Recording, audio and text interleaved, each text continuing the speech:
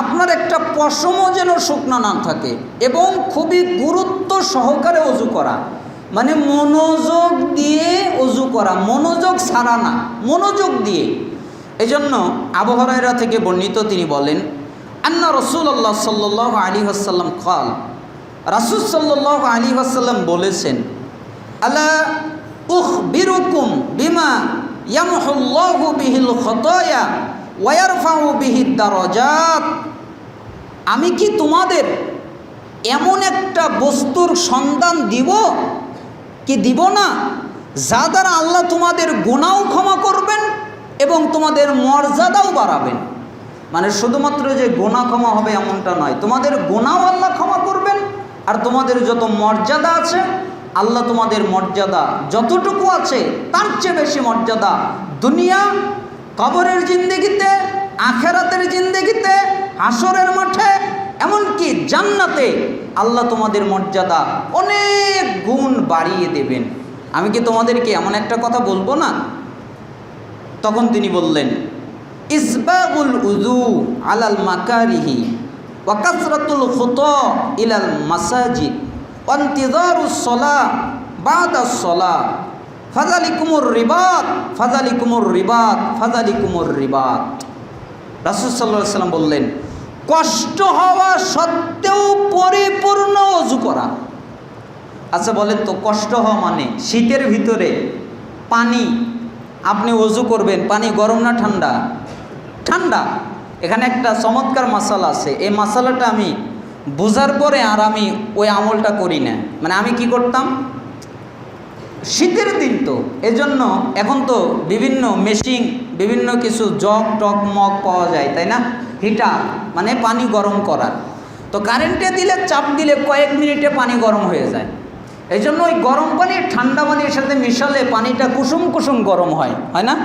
তখন ওই পানি দিয়ে শীতের ভিতরে ওযু করলে খুবই আরামদায়ক, খুব ভালো লাগে না? কেন ঠান্ডা লাগে না? তা আমরা মনে করতাম যে এটা করাতে কোনো অসুবিধা নাই। তো সালাফরা বলেছেন যে এটা জায়েজ আছে। এটা কি আছে? জায়েজ আছে, তবে এটা উত্তম কাজ না। উত্তম কাজ কি? যদি আপনি নিজের মর্যাদা বাড়াতে চান আর নিজের গুনাহ ক্ষমা করতে চান, তাহলে আপনাকে ঠান্ডা পানি দিয়ে ওযু করতে হবে। কেন? ঠান্ডা পানি দিয়ে ওযু করা কষ্ট, এজন্যই তো মর্যাদা।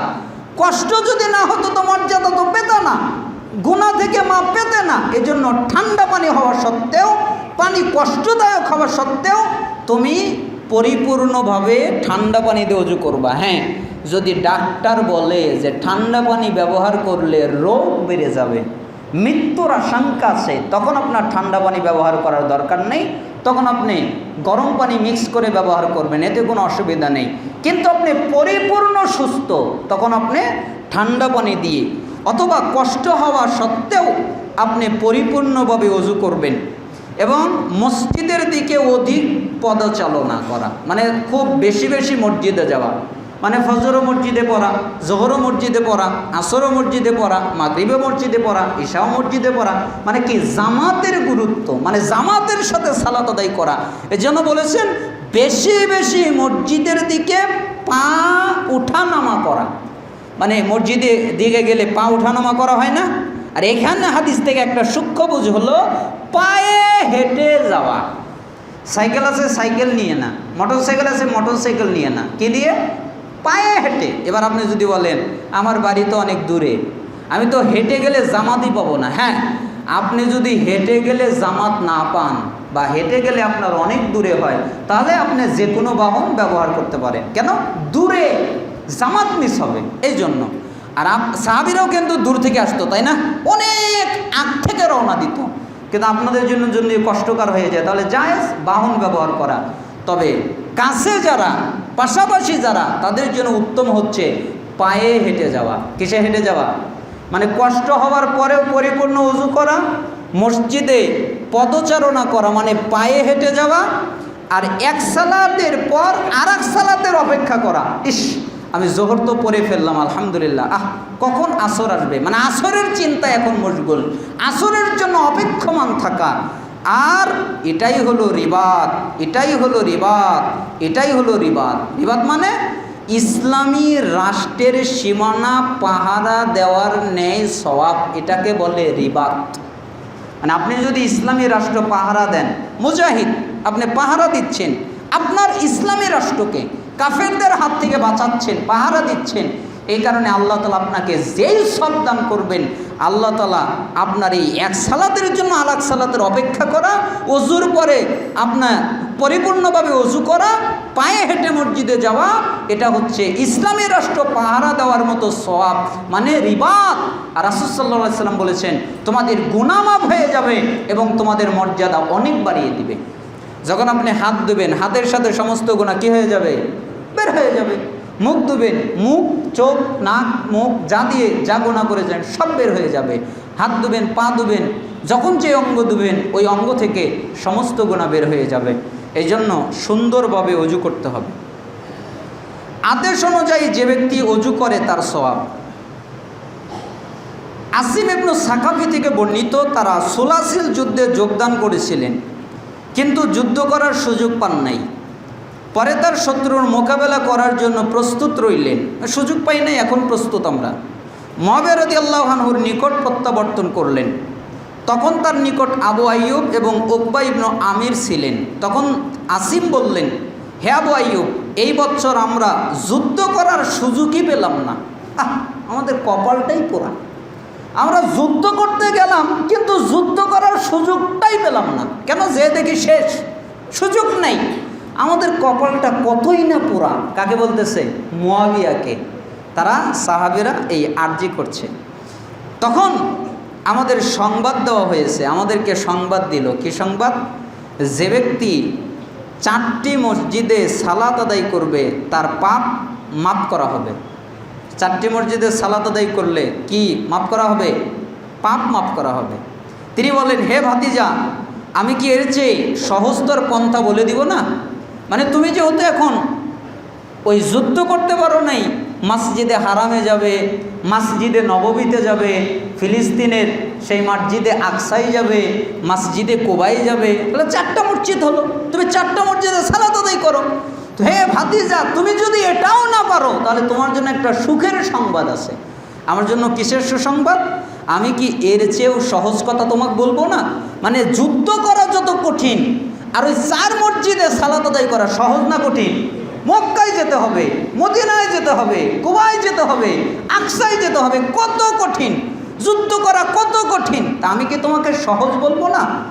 তখন আমি রাসূল সাল্লাল্লাহু আলাইহি সাল্লামকে বলতে শুনেছি, যে ব্যক্তি মান তাওয়াদ্দা কামা উমিরা ওয়া সাল্লা কামা উমিরা গুফিরা লাহু মা তাকদ্দামা মিন আমালিন, যেই ব্যক্তি নির্দেশ মোতাবেক, মানে আমি নবী যেই নির্দেশ দিয়েছি, বাড়াবেও না, কমাবেও না, চেঞ্জ করবে না, সম্পূর্ণভাবে ওযু করবে আর নির্দেশ মোতাবেক সালাত আদায় করবে। মানে আমি ওযু করার নির্দেশ দিয়েছি তাই ওযু করবে, সালাত আদায় নির্দেশ দিয়েছি সালাত আদায় করবে, তাহলে তার পূর্বের যত পাপ আছে আল্লাহ মাফ করে দেবে।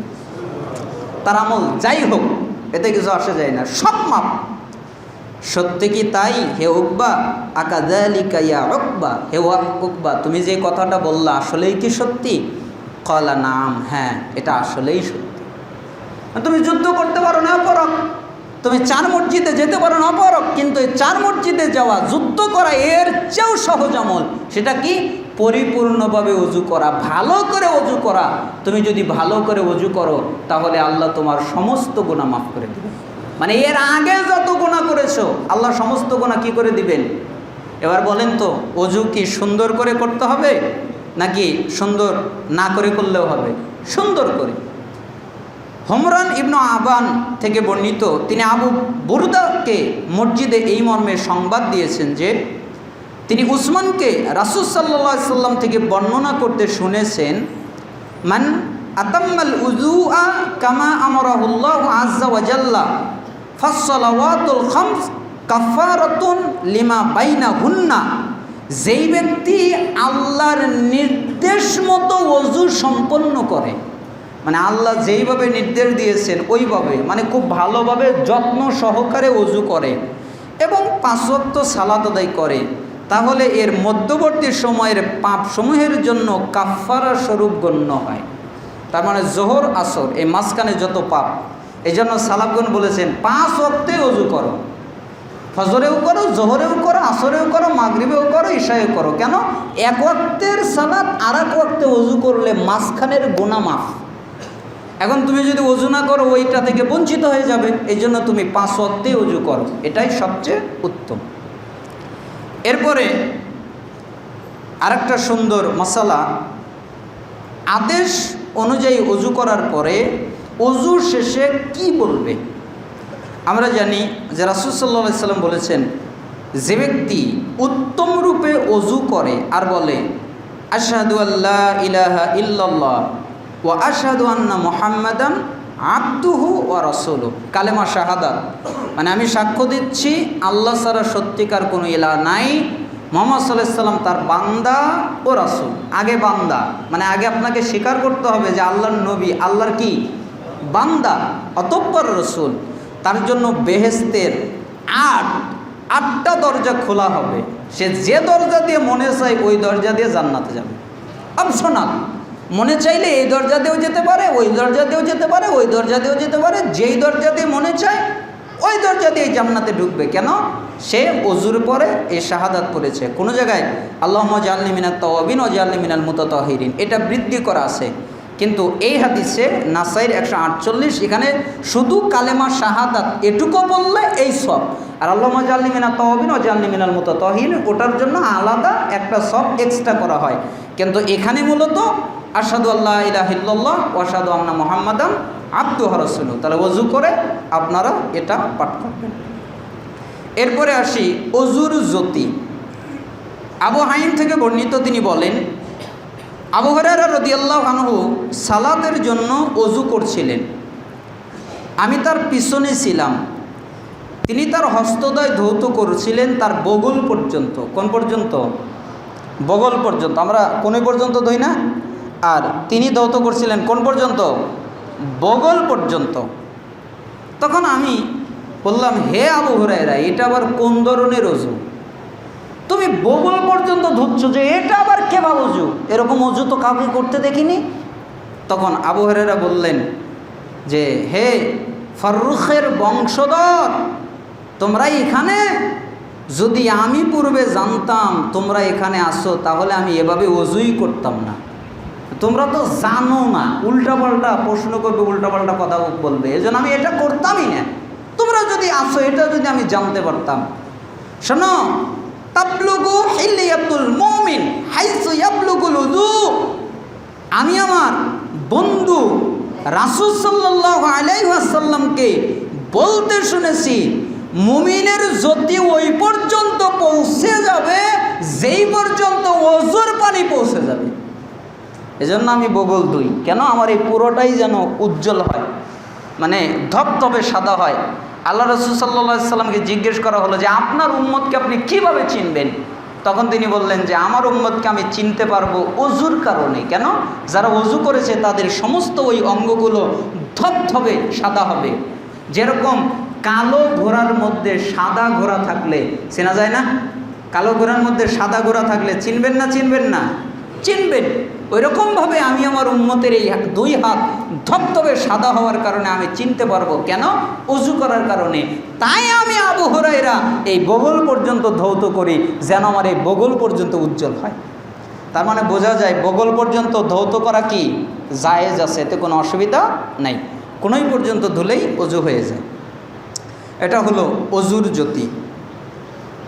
এরপরে ওযু করার পরে আর একটা কাজ করতে হয়। ওযু করার পরে 2 রাকাত সালাত পড়তে হয়। কয় রাকাত? 2 রাকাত।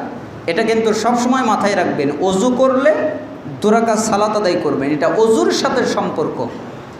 মুসা ইবনু আব্দুর রহমান মাসরুকি উকবা ইবনু আমির জোহানি থেকে বর্ণনা করেন, তিনি বলেন রাসূল সাল্লাল্লাহু আলাইহি ওয়াসাল্লাম বলেছেন, ফামান তাওয়াদ্দা ফা আহসানাল উযুআ সুম্মা সাল্লা রাকাতাইনি ইয়াকবিলু আলাইহিমা বিকলবিহি ওয়া ওয়াজহিহি ওয়াজাবাত লাহুল জান্নাহ।